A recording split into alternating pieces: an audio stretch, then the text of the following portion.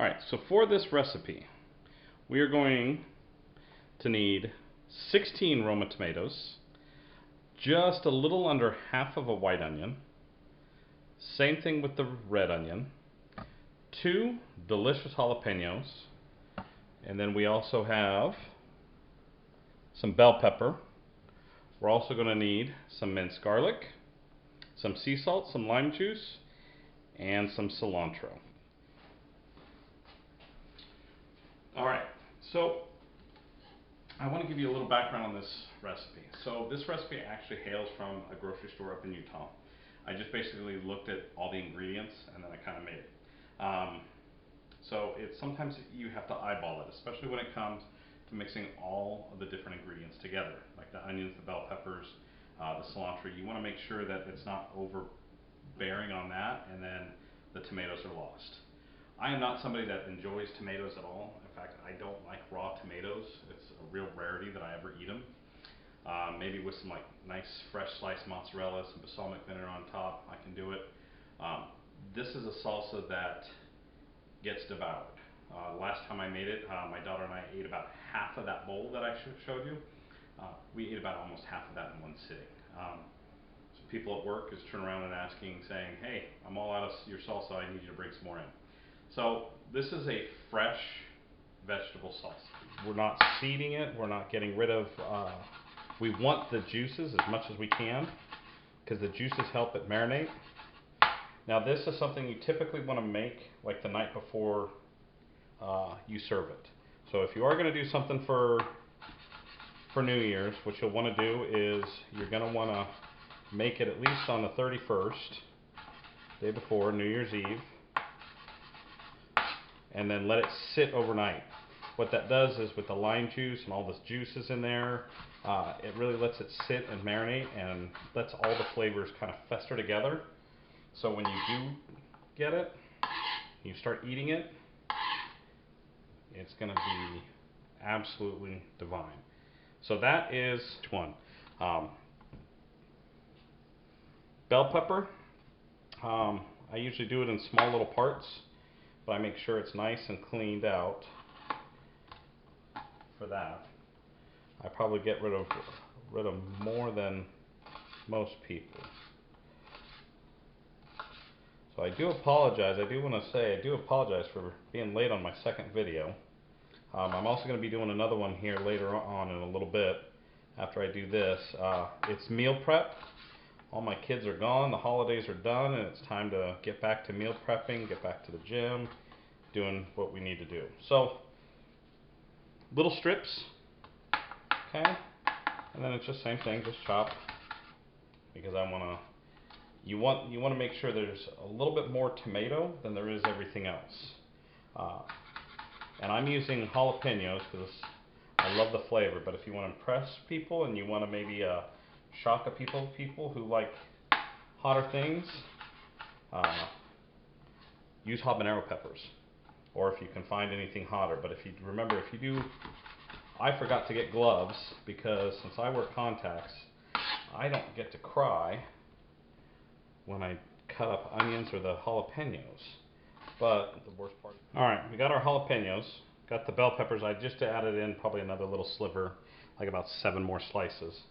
So jalapenos, I take the top off. No, I don't seed them. That will definitely weaken it. Take those little bits off. So now I have them just like that. Because too much will ruin the flavor.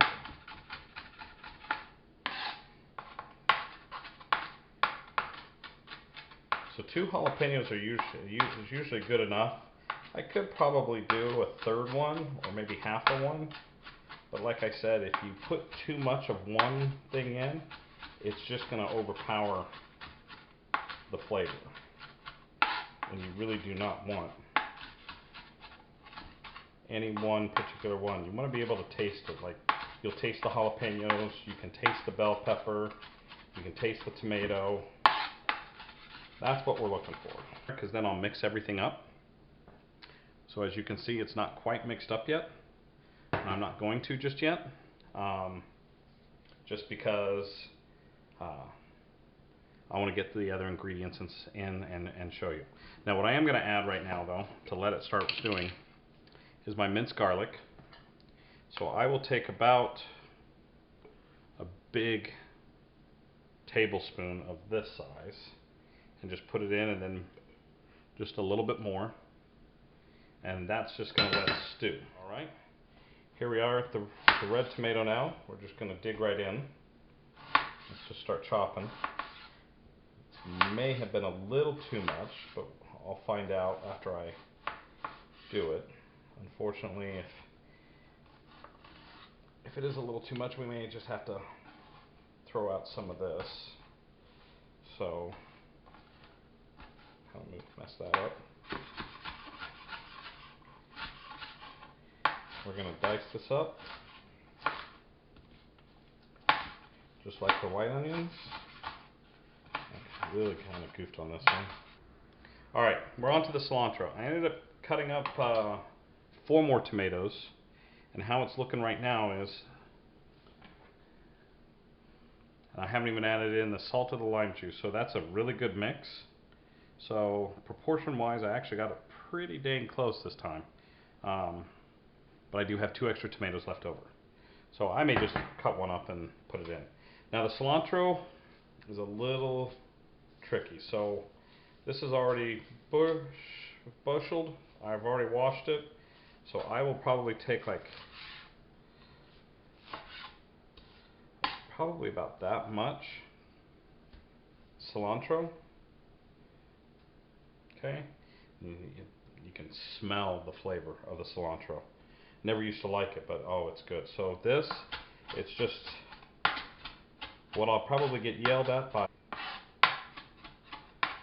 but I actually might need a little bit more cilantro.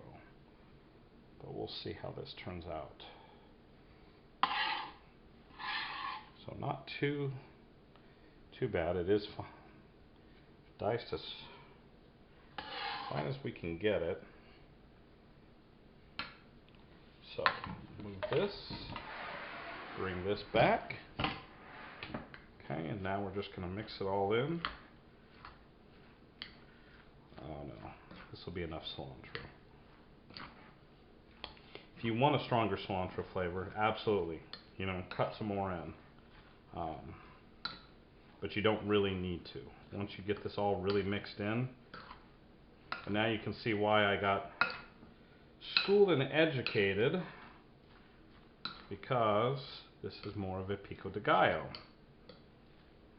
But for me, this is just fresh salsa that's just delicious. Get back in there. So once that's all done, just like that, and see how it's all nice and mixed in, then I take some sea salt, and this is just fine. Just put some all in. That's more than enough. Lime juice, I don't use real limes. Don't do it that way, I use this. And then for this, I kind of coat it all, like so you can see where you can see the salt.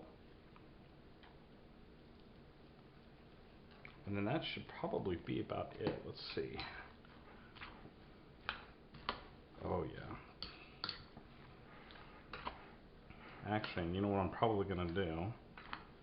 I probably, whoops, will add the last 2 tomatoes in here.